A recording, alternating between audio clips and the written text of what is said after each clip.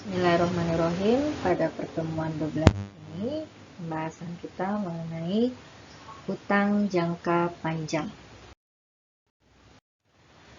Pengertian dari hutang jangka panjang itu sendiri adalah suatu kewajiban yang diharapkan akan dilunasi dalam jangka waktu lebih dari 1 tahun dengan menggunakan sumber-sumber yang bukan dari aktiva lancar. Contohnya apa saja? Ada utang obligasi, utang wesel, utang hipotek, dan sebagainya. Pencatatan pengeluaran obligasi. Obligasi yang dikeluarkan dicatat sebesar nominal. Pengeluaran obligasi itu ada dua. Yang pertama adalah metode yang dicatat hanya obligasi yang terjual. Ya, pada saat merencanakan pengeluaran obligasi itu tidak perlu dijurnal. Tapi pada saat penjualan obligasi itu kita jurnal, ya. Agio obligasinya di kredit kalau dia harga jual itu lebih besar daripada harga nominalnya, maka agio. Tapi kalau misalnya harga jual lebih kecil daripada harga nominal, maka dia disagio. Pada saat penjualan obligasi itu kan berarti buat perusahaan adalah hutangnya bertambah, ya. Kalau hutang bertambah berarti adanya di kredit, maka dia jurnalnya adalah hutang obligasi di kredit, agio obligasi di kredit, kasnya di debit. Nah, ini untuk yang agio. Tapi kalau untuk yang disagio itu adalah utang obligasi di kredit, kemudian disagio obligasi dan kasnya ada di debit. Kemudian yang kedua itu metode yang dicatat yang terjual dan belum terjual. Nah, pada saat merencanakan pengeluaran obligasi dengan metode yang dicatat yang terjual dan belum terjual ini bisa dijurnal. Kalau yang tadi sebelumnya kan tidak perlu dijurnal, ya, pada saat merencanakan pengeluaran obligasi. Nah, untuk metode yang kedua ini dijurnal. Bagaimana jurnalnya? Jurnalnya adalah otorisasi utang obligasi di kredit, ya, obligasi belum terjualnya adanya di debit. Nah, pada saat penjualan obligasi, jurnalnya adalah obligasi yang belum terjual di kredit, kemudian apabila agio obligasi, maka agio obligasinya di kredit, di debitnya adalah kas. Atau kalau dia disagio obligasi, maka obligasi yang belum terjualnya di kredit, di debitnya disagio obligasi dan kas. Kemudian pengeluaran obligasi dipesan ada dua macam, ya. Jadi penjualan obligasi dengan cara dipesan itu juga mempunyai metodenya ada dua. Yang pertama metode yang dicatat hanya yang terjual, ya. Jadi dengan metode yang dicatat hanya yang terjual, pencatatannya adalah pada saat merencanakan itu tidak perlu jurnal. Pada saat menerima pesanan itu jurnalnya adalah jika terjadi agio obligasi, maka utang obligasi dipesan, agio obligasi di kredit, di kasnya ada kas dan piutang pesanan obligasi. Atau kalau dia terjadi disagio obligasi, maka jurnalnya adalah utang obligasi dipesan di kredit, di debitnya ada kas, kemudian ada piutang pesanan obligasi dan disagio obligasi.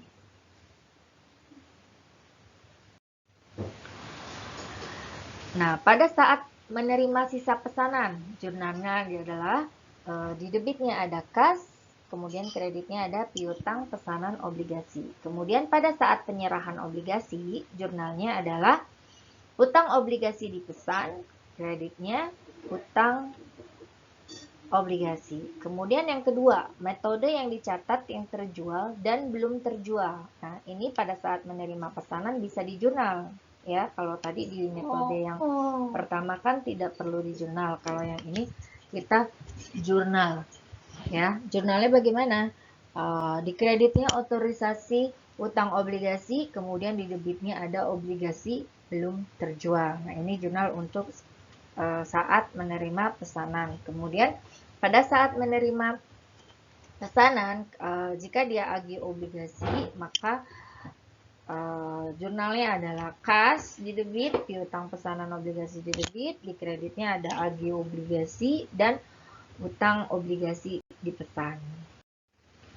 Atau kalau dia di Sagio, maka dia kasnya di debit, piutang pesanan obligasi di debit, di Sagio obligasinya di debit, dan di kreditnya ada utang obligasi di pesan. Kemudian yang C, pada saat menerima pesanan, itu jurnalnya kalau kita terima berarti kan kasnya bertambah ya. Kas, kemudian piutang pesanan obligasinya di kredit. Kemudian pada saat penyerahan obligasi, jurnalnya adalah berarti hutangnya kan berkurang ya. Berarti hutang berkurang adanya di debit. Hutang obligasi dipesan, di kreditnya ada obligasi belum terjual. Nah, kemudian ada amortisasi agio dan disagio. Amortisasi itu adalah penyusutan ya, penyusutan pada aktiva tidak berwujud. Kalau misalnya aktiva yang berwujud kita sebut penyusutannya itu depresiasi, akumulasi penyusutannya. Kalau karena ini kita bicara tentang aktiva tidak real atau tidak berwujud ya, seperti saham atau obligasi, maka dia disebutnya kalau terjadi penyusutan namanya amortisasi. Ini kita bisa menggunakan dua metode. Ya, yang pertama adalah metode garis lurus, ya. Kemudian metode bunga efektif. Pencatatan utang obligasi. Apabila obligasi itu dijual tidak pada tanggal pembayaran bunga, pembeli obligasi harus membayar harga obligasi ditambah bunga berjalan sejak tanggal bunga terakhir sampai dengan tanggal penjualan obligasi tersebut. Nah, jurnal untuk mencatat obligasi. Jurnalnya pada saat penjualan maka dia agio obligasi di kredit, kemudian hutang obligasi di kredit, utang bunga juga di kredit karena hutangnya bertambah ya. Di debitnya apa? Ada kas. Atau kalau dia di sagio, maka di debitnya kas, di sagio obligasinya di debit juga, kemudian di kreditnya ada hutang obligasi dan hutang bunga. Yang kedua, pada saat pembayaran bunga, jurnalnya adalah berarti kalau saat kita membayarkan berarti kasnya kan berkurang. Kas berkurang adanya di kredit. Maka kasnya di kredit, debitnya apa? Biaya bunga obligasi dan hutang bunga obligasi. Kemudian pada saat akhir tahun, akhir periode, ya biasanya 31 Desember, kita buat ayat jurnal penyesuaiannya. Bagaimana ayat jurnal penyesuaiannya? Untuk AJP biaya bunga, maka jurnalnya adalah utang bunga obligasi di kredit, di debitnya ada biaya bunga obligasi. Kemudian kita just amortisasi.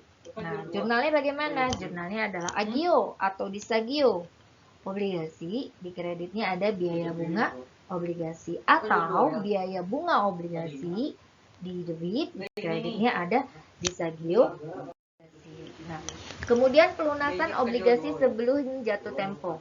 Selisih antara jumlah pelunasan dengan jumlah nilai buku obligasi dicatat sebagai laba atau rugi. Nilai buku obligasi itu apa sih? Nilai buku obligasi itu adalah nilai nominal ditambah agio yang belum diamortisasi atau dikurangi dengan disagio yang belum diamortisasi. Obligasi yang ditarik dari peredaran. Nah, ini bisa dipisahkan menjadi dua ya, yaitu obligasi yang ditarik dan tidak akan dijual kembali ya. Rekening obligasi itu didebit sebesar jumlah nominal obligasi yang ditarik. Kemudian yang kedua, obligasi yang ditarik nantinya akan dijual kembali pada saat penarikan didebit. Rekening treasury bonds. Nah, obligasi berseri, amortisasi agio atau disagio obligasi berseri itu bisa dilakukan dengan metode garis lurus atau metode bunga efektif. Ya, tadi sudah dibicarakan kalau kita bisa menggunakan dua metode amortisasi ini ya. Metode amortisasi agio atau disagio garis lurus di dalam obligasi berseri itu disebut juga dengan metode obligasi beredar. Jadi kalau dengan metode garis lurus itu biasa disebut metode obligasi beredar. Agio atau disagio obligasi berseri itu diamortisasi dengan menggunakan suatu persentasi yang dihitung ya. Jadi persentasi amortisasinya itu nominal obligasi yang beredar dalam periode tersebut dibagi jumlah nominal obligasi yang beredar seluruh periode. Ya. Apabila obligasi berseri yang beredar ditarik untuk dilunasi sebelum jatuh temponya, maka agio atau disagio yang berhubungan dengan obligasi yang ditarik harus dibatalkan. Semoga penjelasan saya tentang materi hutang jangka panjang bisa dipahami. Bila ada yang belum paham atau dimengerti, silakan bisa ditanyakan melalui WA saya. Terima kasih. Assalamualaikum warahmatullahi wabarakatuh.